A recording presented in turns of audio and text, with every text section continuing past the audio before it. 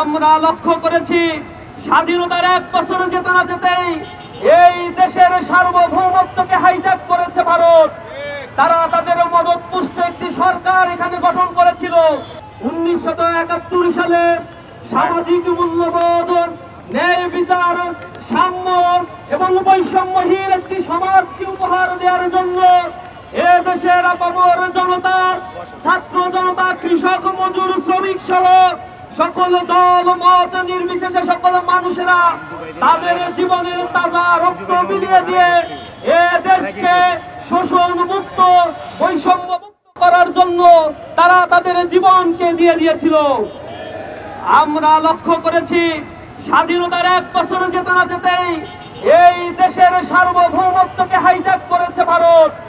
তারা তাদের মদত পুষ্ট একটি সরকার এখানে গঠন করেছিল।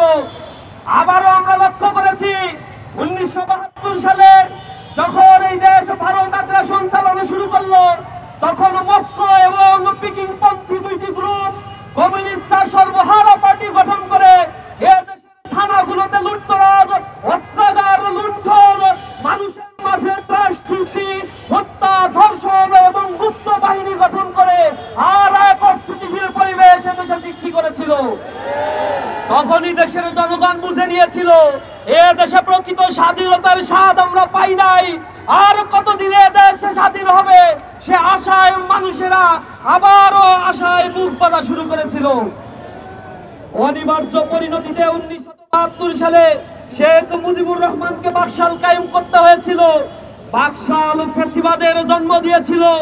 এ দেশে মানুষকে তাদের মুক্ত কণ্ঠের অধিকার থেকে বঞ্চিত করা হয়েছিল। 1975 পরবর্তী সেনা কুয়ের মধ্য দিয়ে, পরপর 3টি সেনা কু হওয়ার মধ্য দিয়ে এখানে আবার এক নতুন সেনা শাসনের জন্ম দিয়েছে, যেখানে মানুষের স্বাধীনতা সকল কিছুই হরণ করা হয়েছিল। এদেশ সেই জাকাতল থেকে যখন রক্তের বিনিময়ে মুক্ত পেয়েছে, তখন আবারও সেই বাকশালের প্রেতাত্মারা আমাদের ঘাড়ে ভর করে এ দেশের সার্বভৌমত্বকে নষ্ট করেছিল।